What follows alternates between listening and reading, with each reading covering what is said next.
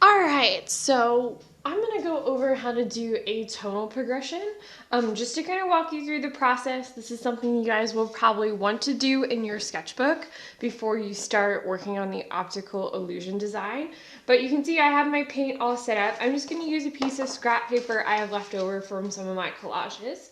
I'm going to just mix with one of my flat brushes here. So tonal progressions are really good to kind of help you mentally and visually like plan out how a progression will work, and allow you to kind of play with spatial depth and confuse it as much as you want, right? So of course interspersing the tonal progressions is going to get you more of that like push and pull, but this is a quick exercise you can do and you don't have to worry about, creating very like neat and formal boxes. It can just be more of like a quick sketch and like a quick swatch, right? So I'm going to do one that's like more of like a yellow green to a purple, right? So I'm going to start with my yellow green. I'm going to add a little bit of blue to my yellow. I'm going to add a lot more yellow to this. Really want that kind of like acidic green. A little bit more. Just go for all of it. I can always put more out. All right. So I'm going to start with this like pure prismatic color. And what I'm going to do is I'm going to slowly start to add white to this. And then I'm also going to start to add purple, right? So I'm just going to do like a quick kind of swatch at the top.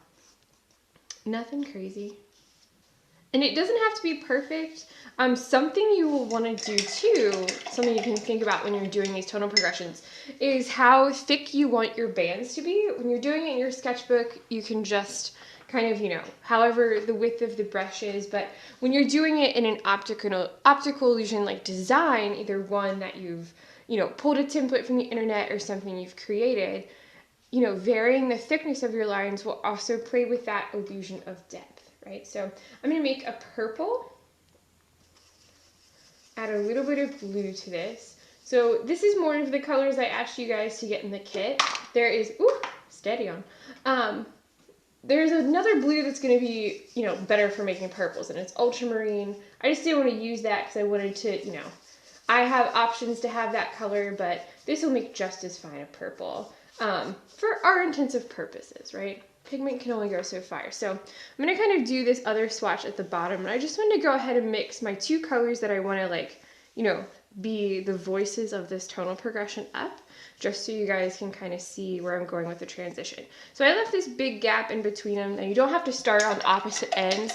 With the second one, you guys are gonna watch me like work through kind of top to bottom. But I have my yellow green at the top and my purple at the bottom. So I'm going to take a little bit of white to some of my yellow green. I've mixed up more than like what would cover one swatch because I want the option to kind of remix into it. So I'm just adding white to this. This is a very inherently light color by nature, so I'm not playing too much with value, a little bit, but more like that saturation play. So working from more of a muted color. I'm going to keep adding white to this. Just a little bit. I'm also thinking, do I want to add more yellow? Maybe.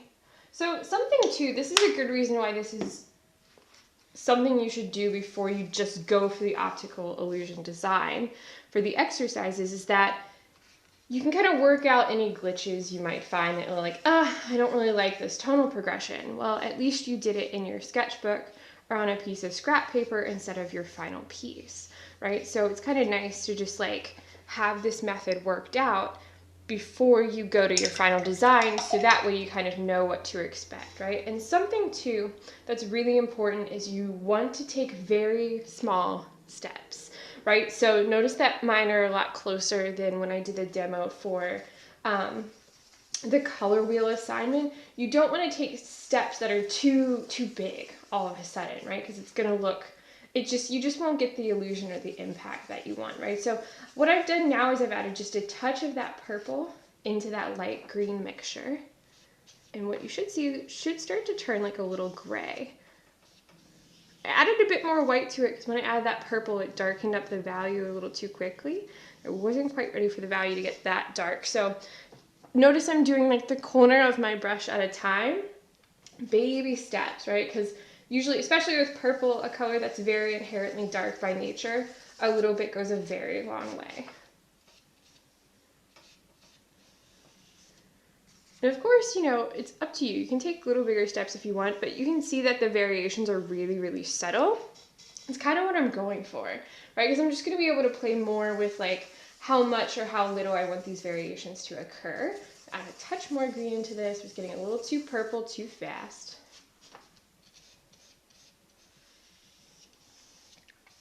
But you guys can see, and this is something that I went over in the presentation, right? That kind of essence of using a bridge tone to bring harmony together, or bring harmony into like a color palette that is a little bit more like on the complementary side, or the colors are a little different. Doing that, you know, having all those bridge tones, it just, you know, kind of eases the tension between this yellow, green, and this purple. While although they're not quite complements, they're kind of bordering on that split complement, right? So there's still a lot of like visual color interaction between them, right? So I'm gonna add a lot more purple to this one now. Getting close to where I wanna go. You guys can see that, you know, kind of co-mixing the colors. I'm getting closer to those, like there's a lot of chromatic gray colors in the middle. So what I'm going to do is, and I didn't clean my brush off. You guys saw that I just kind of kept remixing in. That's working off that like systematic way of mixing where, you know, you're just taking little bits at a time and kind of working that way. So I'm going to add a little bit of white to just my pure purple. Kind of get like one of those tints in. Add one more white, probably fill that last gap up with a final swatch. Just so you guys can see. Now, again, this is something I definitely recommend you guys do in your sketchbook. It's gonna help you out in the long run, and there's like seemingly endless possibilities, right? So, you know, you could transition between like 4 or 5 different hues in a tonal progression. You can just have one. I just wanted you to see that like doing these is a nice way to kind of like see what all the progressions will have. And then something you also can do is when the paint's dry, you can cut them up and you can intersperse them with another one visually to kind of see that push and pull in space and see if it's a good combination that you want, right? So I'm gonna do a second one. I'm gonna go more for just a shift in hue, right? And so tonal progressions obviously mean like a lot of things. It can be through one color. I'm gonna go for red here. I'm going to transition more in value in this one than saturation. I might transition in saturation. Haven't decided. I'm going to take a little bit of that yellow, work into that red. And just like it says in that presentation, these tonal progressions can happen in value, saturation, hue, or a combination of all three, right? So they don't always just happen in one thing. I'm going to add a little bit of white to this. So add a little bit of yellow, make this red a little bit more coral. More white. Don't see a huge transition. And again, that systematic mixing where you're mixing just a little bit of the color in at a time. It's going to help you with this in particular. So I'm going to work just top down with this one. Just kind of play around with progressing them. Adding more white. Keep going with the white here for a second. I'm going to kind of take this back down to white, and then I'm going to, I think what I want to do, add a little bit more red on the end of my brush. I think what I'm going to do is then I'm going to go back the other way and try to go dark really quickly. Let's get a little bit more white in there. So again, this is something you could definitely do in your sketchbook. It doesn't take a lot of time. Yes, you use paint, but you guys can see how much paint I have out. It's a very minimal amount. I probably won't go through all of this again. I always put out a little bit too much paint. Dime size or smaller, you can always get more out. So let's go for a nice teal. Why not? I'm gonna take the remainder of this green here. We're gonna transition to this color. I don't know if you can see it. It's like this nice kind of aqua. So I have a little bit piled up here. What I'm going to do is I'm going to clean my brush because it's way too much pigment to try to mix that in any kind of soft way. All right, so I'm going to mix just a little into this existing color that I have here. It was pretty much just like a white or very, very pale. It's almost like too much. Too much too quickly, but here we are. And so what I could do to like fix that little gap, so I could take a little, where the transition is a little too harsh, take a little white on my brush, kind of blend that other color in. Of course, you know, I'm doing more like swatches of these colors, but you could do this in a full blend transition. You know, it's all just about like kind of playing around with the paint and playing around with the colors and how they progress. I'm gonna go for a little bit bigger here of a gap.